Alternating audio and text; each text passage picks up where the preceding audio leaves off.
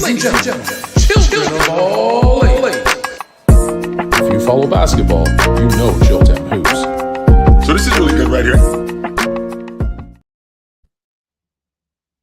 Good evening, ladies and gentlemen, boys and girls all over the world. Y'all know what time it is when y'all see me. It is Chilltown Hoops. We do this weeknights. You know where to find me at. I'm right here. Me and my man Tony Tone. We do it on Tuesday nights. I do it weeknights. So let's get right to it. Let's not really waste any of your time. So we do have some news, and some of the news we have, I think it's promising. I think, and I've always felt like this. I will stand on this till I'm blue in the face. You don't move on from the old thing if you don't move on to the new thing if you're not off the old thing. In this particular situation, De'Aaron Fox isn't the old thing. De'Aaron Fox is 27 years old. I think De'Aaron Fox is in his prime. I think that we have another 7-8 years of De'Aaron Fox. I think De'Aaron Fox, we have another 7-8 years of De'Aaron Fox, like 34, 35 before he starts to slow down. But I think that we have a player who, in terms of being dynamic, there aren't many that are like this. And I have him in the top 5 point guard category. I have him in the top 5 point guard conversation. So if I look at the top 5 league guards in the game with SGA, Luka, Curry, Brunson, after that, then we can talk about Halliburton, Foxy, Cade. I think Trae Young, Foxy, Halliburton, Cade, Trae. I think we're in that space with him. And I think that there aren't many point guards in the game today that have the ability to get downhill like he does, finish at the rim like he does, finish with both hands like he does, take over a game as a bucket getter, take over a game offensively like he does.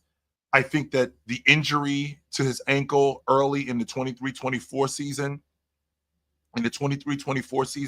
I think that screwed up Sacramento's progression, because the year before when they went to the playoffs and they were the number 3 seed and he was an all-star and arguably on the all-pro team, I mean, he was one of the most dynamic point guards in the game. They should have beat the Golden State Warriors. I think him breaking his hand had something to do with that. I'm not going to argue about Curry dropping 50 on them. I can't argue that point. I mean, Curry put 50 on them. Then that was the next year. But even with that being said, a guy who was that good, and I felt like they built that thing around him in Sacramento.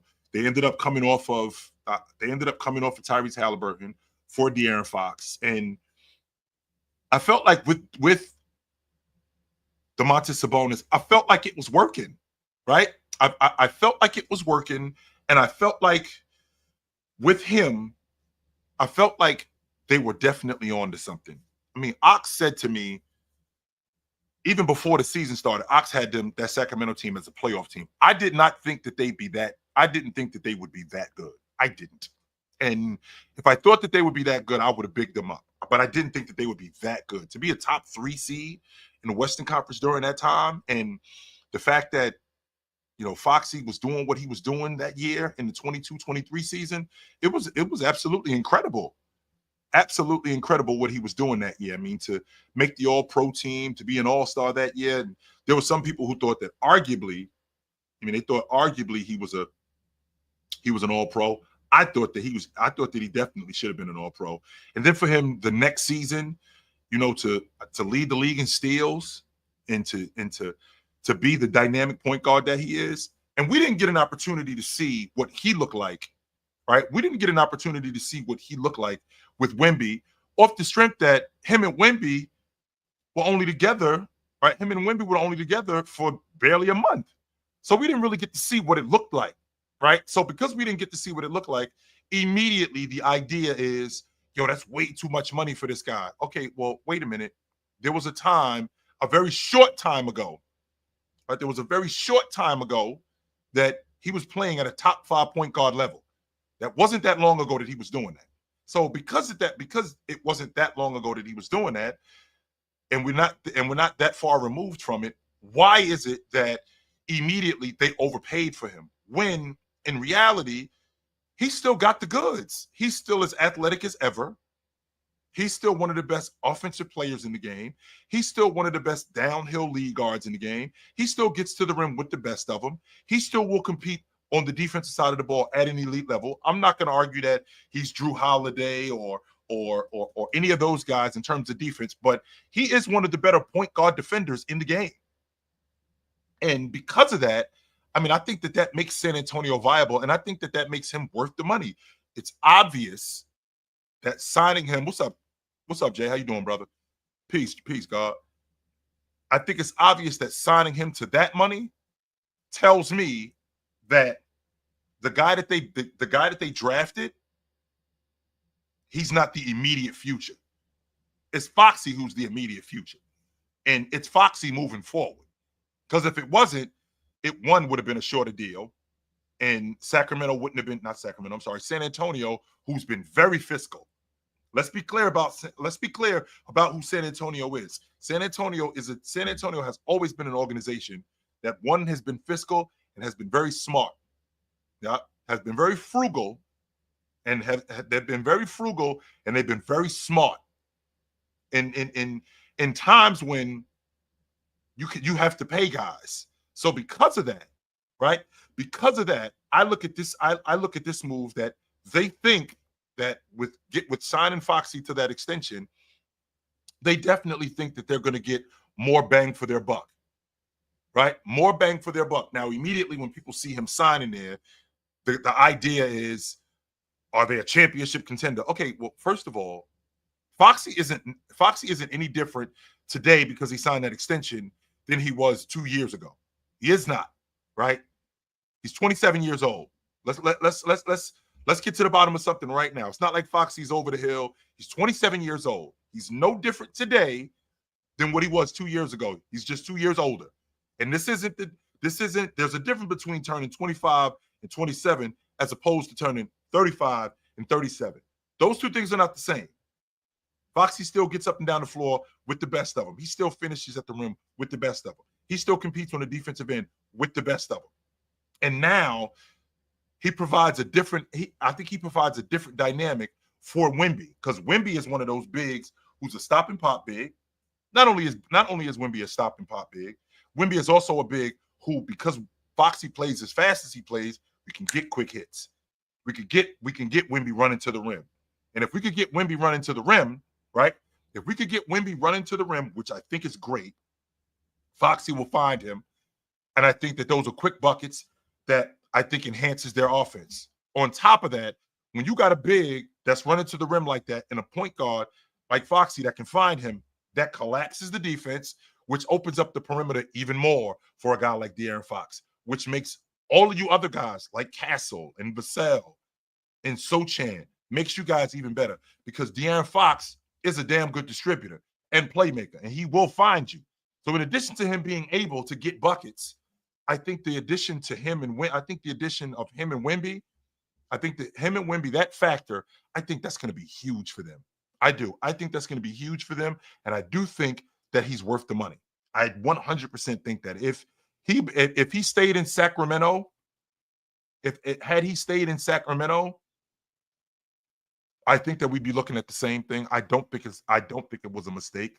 I look at the other lead guards in the game, and maybe I'm in the minority, because I think De'Aaron Fox is a top 5 point guard, and I think he's at minimum. I think he's in that conversation, and I think this season he plays his way back into the top 5. I've always felt like that with him. I've never felt like De'Aaron Fox wasn't that good. He's shown over the course of time that he's been that good. So now with this San Antonio team and him being in the fold, okay, so we have our lead guard. We still got Wemby on his rookie. We still got Wemby on his rookie deal. In addition to have Wemby on his rookie deal, we still got Castle on his rookie deal. We still got the vet in Harrison Barnes. We still got Devin Vassell. Not necessarily on the cheap, but we got him at a good price, right? So in addition to having these guys, right? In addition to having these guys, this is a damn good team that San Antonio has. Now, the question that needs to be answered, I think, the question that needs to be answered, I think, is San Antonio a legit playoff contender? Not a championship contender, because those two things aren't the same. Is San Antonio a legit playoff contender? Well, Foxy's already been to the playoffs. They won 36 games last season, right? In addition to them winning 36 games, I felt like they were on their way before Wemby went down. I felt like we could have had a real conversation about San Antonio. What did they? I think they won 36 games last year, 34, 36 games last year, something like that. So because of that, I feel like this team, just from a top standpoint, what their roster looks like at the top. So, well, I got Foxy, I got Vassell, I got Castle, Harrison Barnes, Sochan. I like this roster. I do. I like this roster. I like what they bring. And they're young. And they're I think that they're one of the better young rosters in the game. And the fact that Wemby is just so good, right? I think the fact that Wemby is just so good, that makes them at minimum a threat as a playoff contender. See, there are some people who look at Wemby and they want to immediately dive into Wemby being, the best defensive player in the game. And I think that that's largely due to Wemby's paint presence. And I can appreciate it because, to be honest with you, I felt the same way about Olajuwon back years ago. I felt the same way about Olajuwon. I thought that Hakeem Olajuwon was the best defensive player in the game based on how good he was around the rim, his ability to shot block. However, his game got expanded because of his ability to chase guards down in transition, right? In addition to him chasing guards down in transition, his ability to defend on the perimeter, even though I don't love him guarding Kevin Johnson 22 feet away from the basket. I don't love that. But he could do it in stretches. I think about Wemby and I think about the defender that he is. And because he's so dynamic as a rim protector, and he's so much better than everybody else as a rim protector. Like we get away from, I think it masks a lot of things on the defensive end from him. His ability to switch, his ability to guard on the perimeter, his ability to get pushed off the box. When I watch him, like, you can get physical with Wemby in the paint. And I think that that's something, maybe it's improved this season. I don't know. But his ability to recover, that's because of his length. That's why he can guard at the long ball line, right? So because he can do that, and I think that because he can do that, I think that makes up for a lot of stuff because of his length. I think that makes up for a lot of things that he's deficient at. And we have a tendency to look past that with him. But running with Foxy, Castle, Sochan, Harrison Barnes, I think that this group, and now they signed Luke Cornett, one of the best backup bigs in the game. I think that's a big deal. And I feel like with this group, right? Because Wemby is back there, I think that enhances Foxy as a defender. I think that enhances Castle as a defender. But I love this signing, though. I do. I love this signing. I know how you guys felt about Dylan Harper coming in the draft, and I was not with you. I'll be lying to you if I said I was with you. And the reason why I wasn't with you was off the string that everything that Dylan Harper does, we already have that. And this guy, we already have that. We already got a downhill guy. We already got a shot creator. We already got a guy who can get to the rim and finish with the best of them. We already have that. And we got a guy who knows the pro game. He's been in the league for 8 years. At 27 years old, he's been in the league for 8 years. So because of that, I think that makes him more viable. Will Dylan Harper turn into this one day? Well, if this is what you want, I don't think that there's a better way of doing it than playing behind Foxy, right? I think that with that being said, right? I feel like with that being said, same thing with what's going on in Portland. I feel like Scoot Henderson, them 2 years that Dame was in, them 2 years that Dame Lillard was in Milwaukee, Scoot Henderson could have benefited from Dame being in Portland. And I think that's how much more, right? I think that's how much more. I think that's how much better. Let me rephrase that. I feel like that's how much better Scoot could have been, right? I think Scoot could have been so much better if he. I feel like he could have been so much better if Damian Lillard was there, and it would have just made things so much better for him, so much better. Excuse me. So I gotta. Let's see here. I gotta change this. Yep. I do have to change that. Yep. Yeah, because the stream already started. So, so I think I'm good. Yep.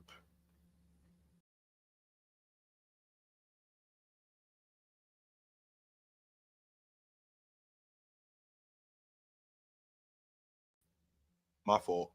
So, like I was saying, I think I fixed that.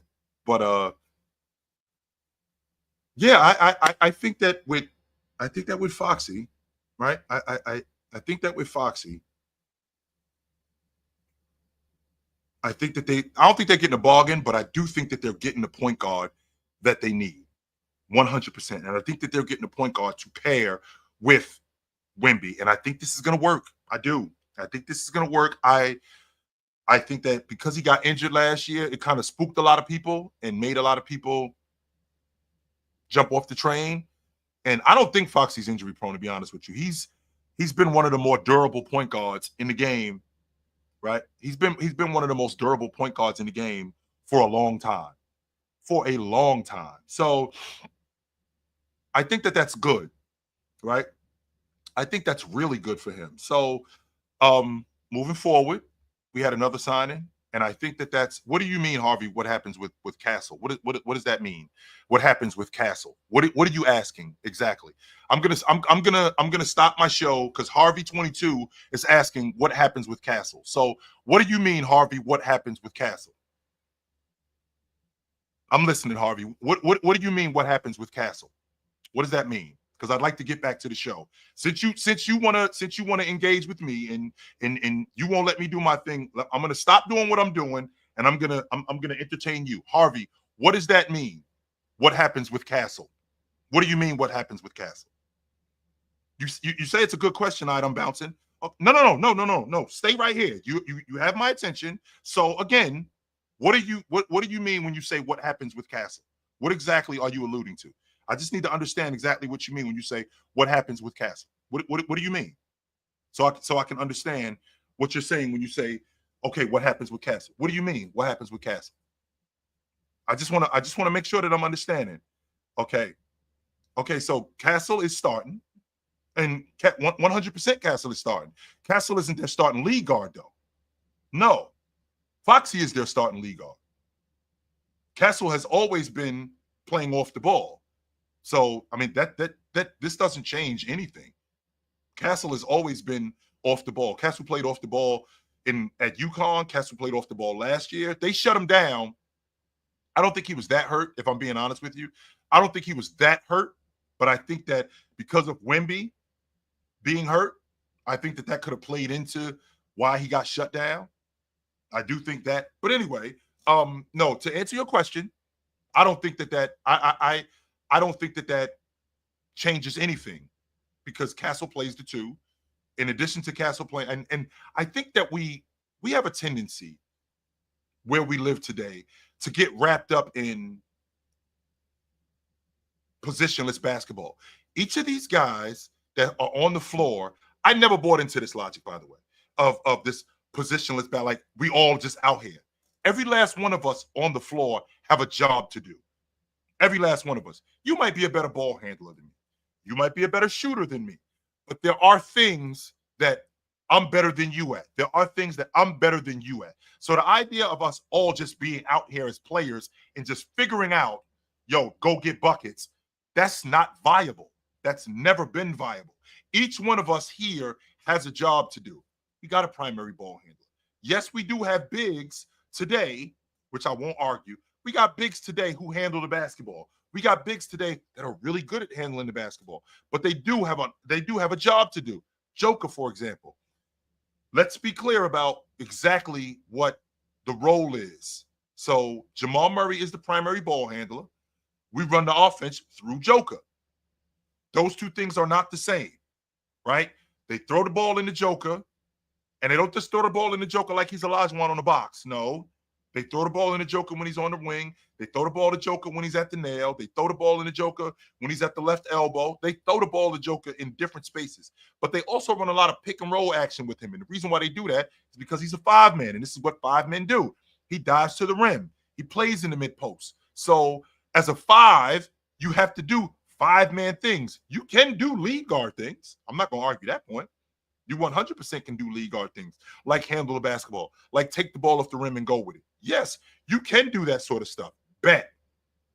But you do have a job to do, because me as the lead guard, I can't fight down there. I can't fight down there amongst them trees like that. That's your job. I can help you do that, but what I can't do is I can't help you do that job until I do my job.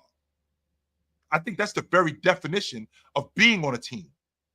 I think that's the very definition of being on a team. So this idea of positionless basketball, I've never really bought into it, and because of that, it's never really been something that I dug. And like I said, Tall Black Man said the Spurs are officially handicapped. Fox is always hurt. Wemby is always hurt. Okay, just so you know, Tall Black Man. So in 2021, when we had in 21, he played almost 60 games. That was the shortened season. In 22, he played almost 60 games. In 23, the year he made the All-Star team, he played 73 games. In last season, the 23-24 season, he played 74 games. Last season, he played 62 games. The idea that he's always hurt, that's just not true. That's just not true at all. No, he's not always hurt. No, he isn't. He's actually been pretty durable over the last couple of years. I don't think that he was beat up. I don't think that he was as beat up as you think he was. I think he was a lot healthier than we think. I think that the Spurs were preserving him because they didn't really think that they were going to be that good. With Wemby being out, there's no reason to waste another season with Foxy. So they ended up shelving him. I think like same thing they did with Anthony Davis in New Orleans. Anthony Davis wasn't hurt in the 18-19 season. They shelved him because they were moving him. They shelved him because they were trading him and they wanted to get the best trade package for him.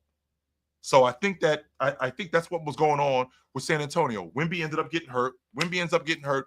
I don't want to waste any more. I don't want to have a wasted season with Foxy, because it might look good, right? Where, he gets busy, but I don't want to waste that. No. Let's see what happens this season. And speaking of wasting things, I mean, the Lakers aren't wasting any time with Luka, and they ended up signing him to an extension, which I dig. I dig the fact that Luka signed a 2+1. I dig that. And the reason why I dig that is because I think Luka looked at this situation, and I think he looked at it like, I don't want to waste time. And what you're not going to do is you're not going to waste any of my prime years. So I need to see what you guys are doing moving forward.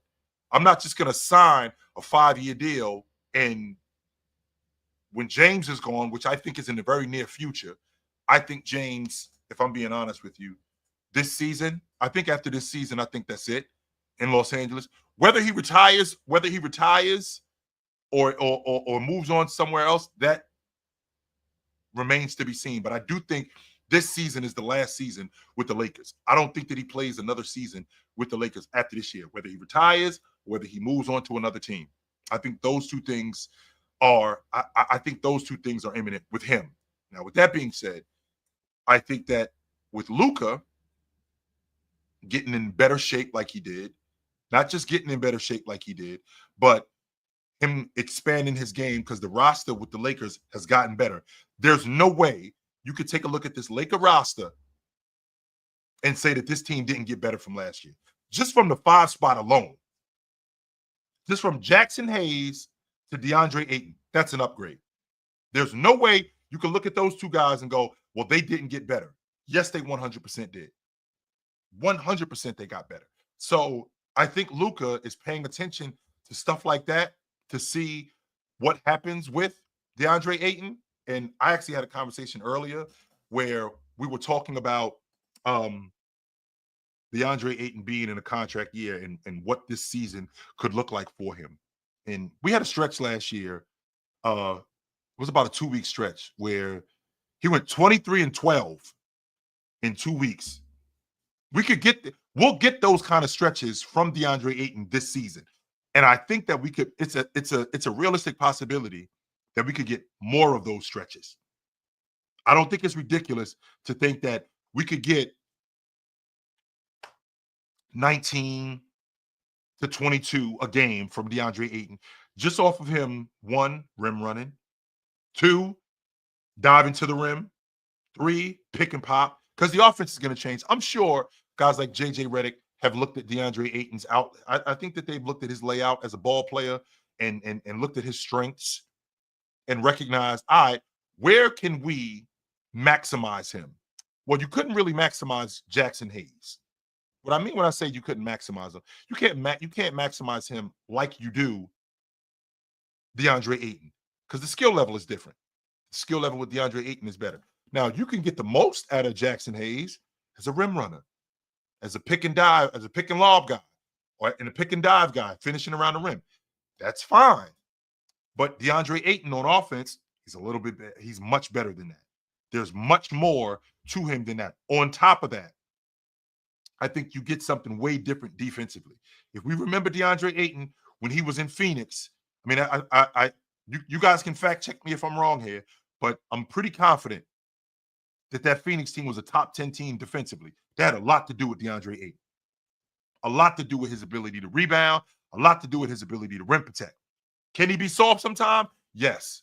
Now, I think that's where James comes in. I think that's where the leadership from these other guys come in and toughening him up. Because Bryant had to toughen up Pau Gasol. He had to toughen him up because he's soft. And Bryant didn't toughen him up with Bryant didn't toughen him up with just, beating him up. Bryant toughened him up with encouragement. Like if you remember when Bryant mushed him in his head, he didn't mush him in his head like you suck. He mushed him in his head like, come on. You are the best power forward in the game. You're the best player on the floor. Get it together. When you hear that, I mean, it's difficult, especially coming from him. You hear that, it's difficult not to get behind that. Never. It's difficult not to get behind that. Will you ever debate sports fitness rants? This is where I'm at. I'm here every month. I'm here all week. I ain't hard to find, Raptor Insider. I am not hard to find. No, I'm not. And what I don't do is I don't entertain the James Jordan consistent logic because it's so played out, and there's nothing that you could say to me that one hasn't already been said, and two that you could trump me with. There's nothing. So again, whomever, what's it, sports fitness? I mean, I ain't hard to find. I'm right here. I'm not hard to find at all. I'm here every week. This is where I am, weeknights. You can find me here. I am not hard to find. So that's that. And I send the link out. I send the link out about a half an hour through the show. I ain't hard to find. Not at all. Right? Not at all. But anyway, like I was saying about Luka, I think that I'm dealing with a guy who hears the noise, and I don't think he appreciated it, even though I think it was warranted. Right? Even though I think that it was warranted, because what was coming from, right? What was coming from the background, what was coming from the sideline was you fat, you out of shape, you don't take care of your body. Moving forward, do we want to invest $350 million in you? And when I look at when I look at it, do I want to invest $350 million? Like, what does this contract look, right? What does this contract look like in 4 years if you're still doing what you're doing? Which goes back to my point where, and I said this earlier to the fellas, I don't think that Luka, what we're seeing now, the transformation of his body, the dedication that he has with the Lakers, I don't think we would have got that in Dallas. And the reason why I don't think we would have got that in Dallas, because I feel like they just let him do whatever he wanted. I do. I feel like they let him do whatever he wanted. There was very little accountability because he was so damn good. Because he was so damn good, and because he delivered the way he delivered, there was never really the question of, there was never really the question of, are you going to take better care of yourself? Because how long are we going to have you at this level? How long are we going to be able to keep you before you start to break down? And the way that you take care of your body, you could break down prematurely. Like what we looking at now, we could not have this in 4 years, because what is Luka, the way he was going, what does Luka look like at age 30? If I'm being honest, what does Luka look like at age 30 doing what he was doing? I can tell you what he doesn't look like. He doesn't look like what he looks like now. I bet you that. And the fact that he's been able to get himself in better shape, I think that we're going to see one, less injuries.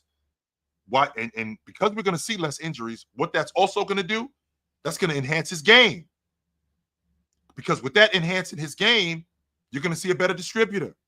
You're going to see a more efficient shot creator. You're going to see a more efficient shot taker and shot maker. There was a stretch, I want to say in 2023, from 2022 up until 2024. This wasn't last season, but 2024. I was firm, and I thought Luka was the best scorer in the game. That was including when Joel Embiid was leading the league in scoring. I thought that Luka was the best scorer in the game. I didn't think that there was anybody in the game that scored easier than Luka. And this was Luka who isn't in great shape. This isn't Luka who isn't really competing on the other end of the floor. Because he's in better shape and running all summer. This is a guy who didn't pick up a basketball for a month. Right? This is a guy who didn't pick up a basketball for an entire month. That's a big ass deal, man. The last guy that I remember doing something like that, was Malone. Karl Malone ended up rolling his ankle in a pickup game. This was after his rookie season. He showed up in 85. And after his rookie season, this was in year 2, in the summer of 86, he ended up rolling his ankle. He never played pickup again. In the offseason, what he would do is he would be in Louisiana, and his workout regimen was chopping trees and running. And he would do the same thing when he was in Utah, running hills in the mountains, running with a parachute on. And he wouldn't start shooting until like September. Right? He wouldn't start doing that until around September. And I think that really focuses you. So for Luka, I feel like for Luka, what it does for him, I feel like it really focuses him to focus on your body. I'm taking care of my body. And if I'm taking care of my body, that means mentally I'm tougher, because I'm not concerned that much with getting injured. Because physically, I'm just better than a lot of people. Let's not forget, Luka's 6'7", 6'8". Luka ain't a small dude. And from looking at photos of him, I mean, he looks like he's dropped at minimum. If I had to say off the top of my head, Luka looked like he's dropped at least 20 pounds at minimum, which I think is great. And he looks even more sliced up. And I don't think we can put a price tag on the mental health of a player when he's not worrying about injury. I don't think we got to worry about that. I mean, I don't think we can put a price tag on that when a guy mentally isn't worried about being hurt because I'm in better shape. Which leads me to Joel Embiid, who word is Joel Embiid, he might not be ready for training camp because this knee it's not progressing, and he might not be ready for training camp. This is the same Joel Embiid who played 19 games last year, and we saw it. If can we be honest, guys? Can we be honest? We saw it. We saw what he looked like in those 19 games, and then we saw what he looked like in the Olympics with that tree trunk wrapped around his leg. We saw what he looked like.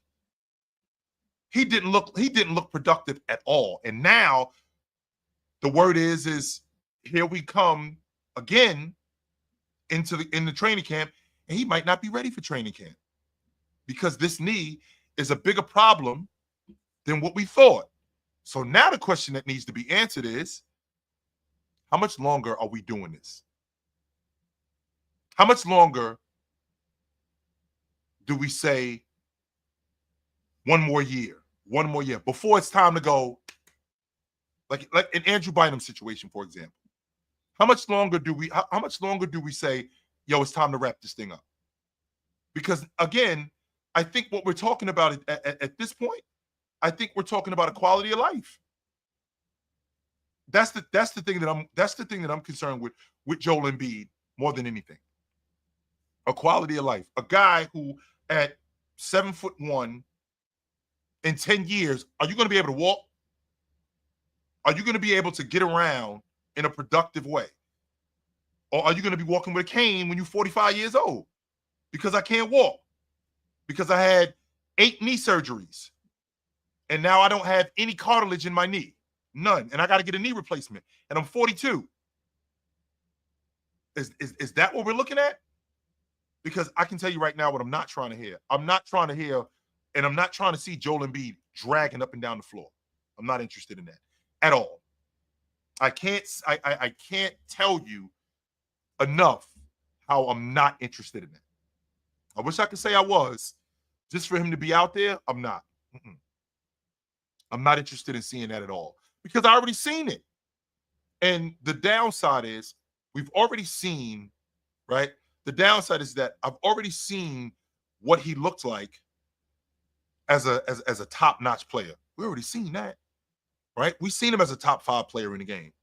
We've seen him as the league MVP, which I am in the minority when I hear I'm in the minority when I push back on the logic that it was a quote-unquote pity MVP. No, it wasn't. No, it was not. It was not a pity MVP. He deserved that league MVP. Even though Giannis was awesome that year too. And I think that I think we can have a legit conversation about Giannis winning the league MVP too. I won't argue that point. But what I will argue is when I've seen Joel Embiid at the level that he was at, and then to see him in the Olympics, and then to see him last year, he looks like a shell of himself, which is why I can't bet on Philly, which is why I won't bet on Philly. I want to so bad because I've said this to you guys countless times. I think that Joel Embiid, from a talent standpoint, I think that Joel Embiid is good enough to take you to the NBA championship and win it. Problem is he made of glass. That's the biggest problem that I have. He's made of glass. If he wasn't made of glass, then I think we could have a different conversation about him. I would have no problem putting him in the same conversation with Joker. I have no problem putting him in the same conversation with Giannis. I have no problem putting him in the same conversation with any of the top 5 players in the game. None. He's made of glass, though. That's the problem. And I don't see him. I think he's 30 years old, if I'm not mistaken. If I had to guess, I don't know exactly. So you guys can straighten me out with that. But if I had to guess off the top of my head, I think Joel Embiid is 30 years old, maybe. I mean, how much longer do we have Joel Embiid? And this is the same Joel Embiid who, when he showed up in the league, Like, I thought he could be Lajuan good. I thought he was that good. Right? I thought that he was that good. But unfortunately, I didn't know he was made of glass. I didn't. I did not know that. So this is what ended up happening. So now we're in a space where, are we going to start using him like the Clippers use Kawhi Leonard, where we know that we're not going to get 7-8 months of basketball from him? So can we start to turn him up around January and see if we can get some productive months out of him? Right? See if we could get some productive months out of him. I think the difference with him and Leonard is, I think the Clippers are a much better team than what's going on in Philly. So I don't think that they have the luxury of being able to sit a guy like Joel Embiid, because we saw what happened last year. I feel like this situation with Joel Embiid and Maxey is kind of like with Joel Embiid being out of the lineup. It's very, very much like what happened with Penny Hardaway, where I think that with Shaq moving on, I think that took years off of Penny Hardaway's life as a basketball player. I think that definitely sped up his demise, because Shaq took so much pressure off of him. All right. And with Shaq taking as much pressure off of him as he did, now with him off the floor, and now Hardaway having to do as much as he had to do, I felt like that accelerated that knee injury that he already had. Because he already had that knee injury when he was with Shaq.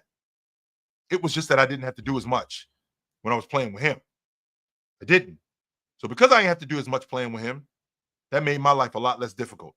Now Shaq is gone. I got to be, in addition to being the primary distributor, now I got to be the primary scorer. Now I got to be the primary playmaker. I don't have Shaq to play off of. Same logic with Maxey. What I'm worried about, and Maxey isn't injury prone, because I think Maxey is a guy who, very much like Foxy last year, I think they may have shelved Maxey. I don't think he was as hurt as advertised. I think he might have been. I think he might have gotten shelved because I think they recognized that Philly wasn't going to be that good, and because they recognized that Philly wasn't going to be that good, they decided to shelve Maxey. But Maxey has shown over the course of his career that he's been durable. As a rookie, played 61 games. Year 2, played 75 games.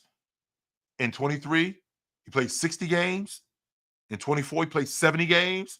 Last year, he played 52 games. And again, when Joel Embiid went out of the lineup, it was. I think that it was very much like. I feel like it was very much like an Embiid situation. Not Embiid. I'm sorry. Very much like a Wemby situation, where when Wemby got hurt, Sacramento decided they was going to shelve Foxy too, to preserve him. And I think that's I think that could very well have been going on in Philly. You know, Paul George was in and out of the lineup. McCain had gotten hurt. So I'm going to leave Joel Embiid was already out of the lineup. So I'm going to leave Maxey out there with Kelly Oubre and Yabusele and Eric Gordon. That's why I'm going to leave him out there with Andre Drummond and Ricky Council, who, don't get me wrong, I think Ricky Council turned out to be a real good player. Yeah, I think he turned out to be a real good player. But, you know, to leave him out there with Caleb Martin and Kelly Oubre, right? Guys like that. I think that would have been a disservice to them. And don't think for one second that, you know, teams don't do that. Don't think for one second that they don't, because they do. 100% they do. So that's my rendition on that's my rendition on these signings.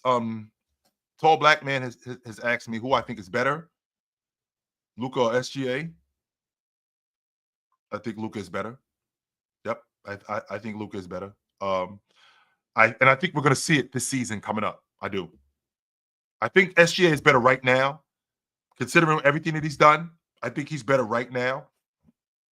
But I think Luka's going to show why we had him where we had him, and the fact that he's gotten himself in better shape, the fact that he's doing all the things necessary to stay in tip-top shape, because I don't think this is a situation with Luka where this is just him over the summer, and then when we get to the season, like he's going to blow back up. No, the team that's around him, right? The team that's around Luka, I think that they're going to be around him throughout the course of the season. And with them being around him throughout the course of the season, diet, eating right, exercising, getting work in before game. That's why Jason Tatum looks the way he does, because he's got that kind of stuff around him. Like Jason Tatum will get a workout in before the game. Like you'll see Jason Tatum like shoot arounds at 12 o'clock. You'll see him at 8 o'clock in the gym getting some work in. And I think that I think that Luka, I think you're going to see a different focus from Luka this season. Now, as far as, and I was asked the question earlier today, and I was also asked the question a week ago, because I had said that I thought Luka could win the MVP. And then I thought about it, and with my thought process, I'm thinking, well, if Luka was winning the league MVP, that means that the Lakers are going to be a top 3 seed. And I don't think they're going to be that good this year. I don't. Not because they haven't improved, because I do think that they've improved, but I think everybody else has too. I think that the Lakers could win 50 plus games. I think that's a given with them. But with them winning 50 plus games, I think that they'll be anywhere between a 4 and a 6 seed. In anywhere in that space. Excuse me. I think Oklahoma City is the class of the Western Conference. I think Denver is right behind them. I think Houston is right next to Denver. I think Denver is better than Houston, off the strength that Houston are still young. I think that Denver, I think that they fixed all their problems. They dealt with the backup center spot. They dealt with the rotation issues. Health doesn't have to be as big a deal this offseason than it was last season, right? So with that being said, I just think that I think that they're going to be a lot better, Denver, because they fixed all the problems that they had. I mean, I think they got 9 guys in that rotation now. And not only do they have 9 guys, they got 9 viable guys. And with MPJ screwing up his shoulder like he did against the Clippers, right? And screwing up his shoulder like he did against the Clippers, I think that you get a more durable Cam Johnson. I don't necessarily think that I don't necessarily think you get a better player, even though I do think that Cam Johnson can be better in spaces. I don't necessarily think you get a better player, but I do think that you upgrade it, because I think that he fits better. Because in addition to his ability to space the floor, I think that he gets downhill and gets to the rim and finishes at the rim with some of the best of them. I can appreciate that 100%. I can appreciate that. So I think that this Denver team is going to be at the top of the Western Conference. That's why I'm thinking with Luka winning the league MVP, I can appreciate the narrative, because the narrative is 100% going to add to this. Let's be clear about that right now, guys. The narrative is 100% going to add to this, because Luka's in great shape. The Lakers upgraded at the 5 spot. This could potentially be LeBron James's last season. The Lakers are going to be moving on with Luka Dončić. If he's playing like he played in 24, I don't necessarily mean 34, 9, and 9.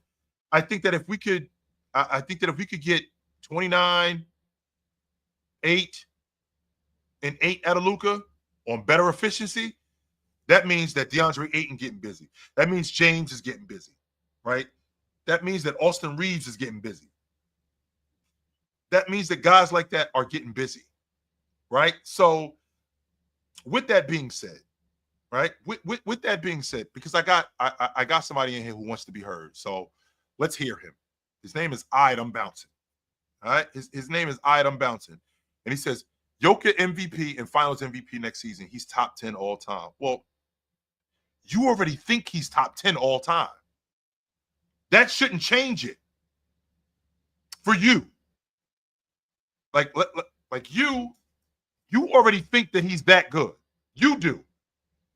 There's nothing that I can say. There's nothing that I can do. Him winning the league MVP next year and winning the finals MVP, that would just be confirmation for you. You already think that anyway. You already think he's that good. So stand on that. Stand on that with the league MVP. Stand on that with the already finals MVP. Stand on that he's already a top 10 player. Stand on that. You don't have to. You don't have to add another league MVP. You don't have to add another finals MVP. You already think he's top 10 anyway. Just strictly from a basketball perspective. As a basketball player, you already think that. So another league MVP and a finals MVP, you think he better than Chamberlain? Another league MVP and another finals MVP, you think he better than Bill Russell? Another league MVP and a finals MVP, you think he better than Bird? You think he better than Magic? Why would you already think that anyway? So because you already think that, why would another league MVP and a finals MVP change that? You already think that. You think he's better than these guys anyway. Just strictly from basketball. You already think that. You already think that. So with that, right? So with that, stand on that. Right? So stand on that. And I feel like with this season, with this season coming up, right? With this season coming up, and with what the Western Conference is going to look like, right? With this season coming up, and what these teams are going to look like, I think it's going to be way different. I do. I look at the. I look at the landscape of the Western Conference. I look at the landscape of the Eastern Conference, and I'm thinking to myself, I mean, there's going to be some teams like I for this season in terms of playoffs. Like I told you, just in the West alone, I got the Trailblazers moving up, and I got San Antonio moving up. I got Memphis on the outside looking in, and I got Sacramento on the outside looking in. Those are the two teams that I think are on the outside looking in this season. I think that there's going to be really good teams, and I also think that there's going to be really good teams in the East. Really good teams in the East. That top five, I think that that's going to be something serious with Cleveland, the Knicks, Orlando, Atlanta, Detroit. I think that they're going to be serious. Now, there's been news that Giannis' status with Milwaukee is still up in the air. I'm one of these people where I think the noise has gotten to him. I think the noise has already gotten to him. I do. And I wouldn't be surprised if he got moved before the season started. I wouldn't be surprised at all. So, what up, fan? What up, Breeze? What up, Chill? Listen, man, enjoying the show, and I gotta be honest, I'm the noise. It's what the Nets fans said. It said you can't win in Milwaukee again because of what you did to Kyrie in that playoffs. You can't win no more there. I'm the noise. We the noise. The Nets fans is the noise. But I ain't really pull up for that. What up, though, Joe? Come to Brooklyn. That's the logic. So you can't Hell win. no. Hell no. We don't want him in Brooklyn. He bad karma to the Brooklyn Nets. He probably great everything the other 29 teams, but he ain't not with us. Not what he did to Kyrie. So you straight. Done on him. Done on him. But yo, I pulled up to ask you about zone defense and how it was implemented in the early 2000s, and you know what's the players. I just want you to, you know what I'm saying? Just chill. I'm trying to chill with you. You know what I'm saying? Just tell the fans like how that changed the game. You feel what I'm saying? How the thing breezy is you talk about zone defense. Zone defense. I literally was watching the '88 semifinals between the Lakers and the Jazz.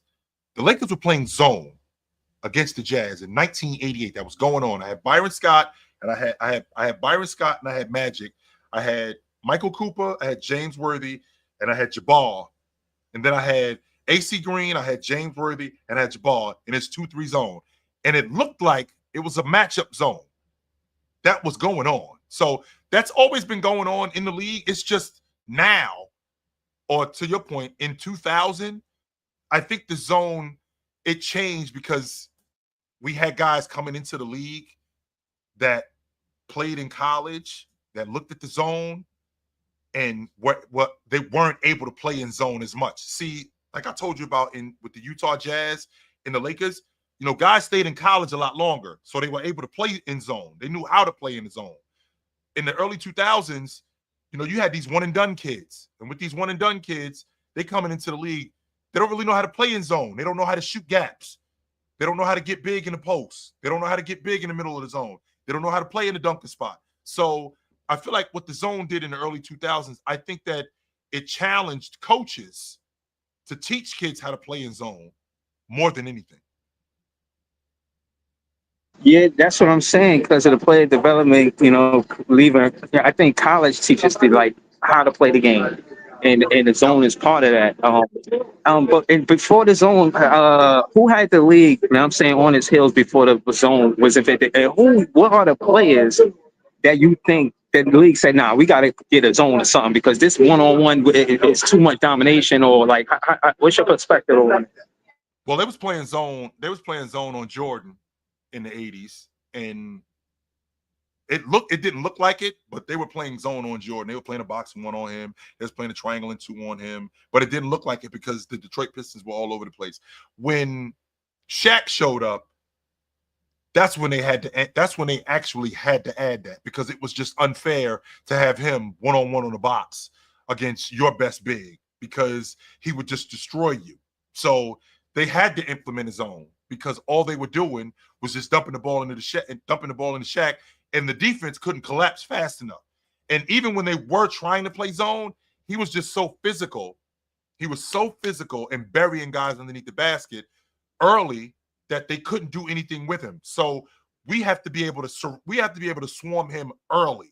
We have to be able to be around him. Yeah, so chill for real. Let's just keep it real. Like, how much did Shaq impact the zone defense being the things like in the books? Like, this is the rule now. I think he's the sole purpose of it in the 2000s. I think he's the sole purpose of the zone. Yes, I think he's the sole purpose of it. I've heard people say stuff about Allen Iverson. I've heard people say stuff about Allen Iverson specifically. But I think Shaq is the sole purpose of the zone in the 2000s. It was because of him. Talking shit, yo. I mean, I don't want to revisit the finals, so you know, we could just say we had that conversation, but not really have it. You know what I'm saying? But yes. Word, but nah, I just wanted to just ask you that question, man. I shout to you, Phil, man. Good to talk to you, brother. Yep.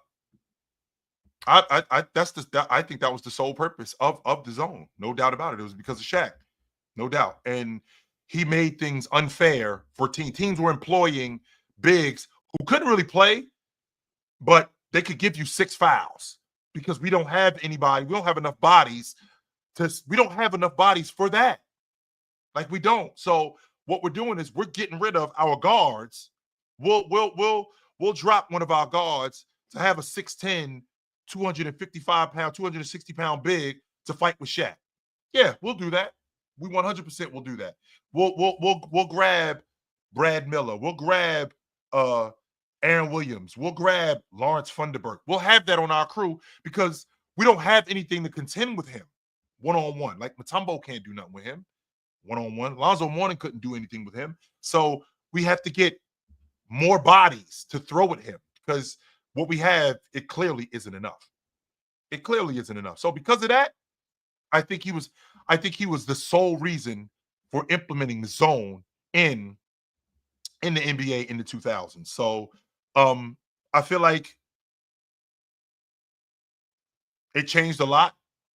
I feel like, I mean, Duncan wasn't nearly as physical as Shaq, but I feel like it changed a lot. And I mean, this is where we are.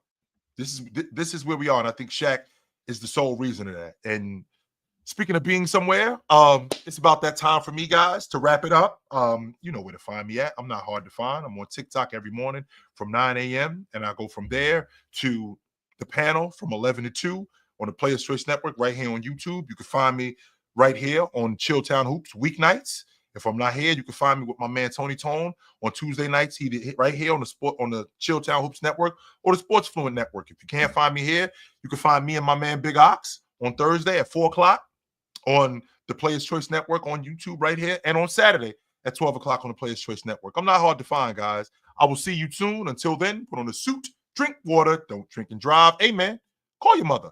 When's the last time you talked to your mother? Call your mother.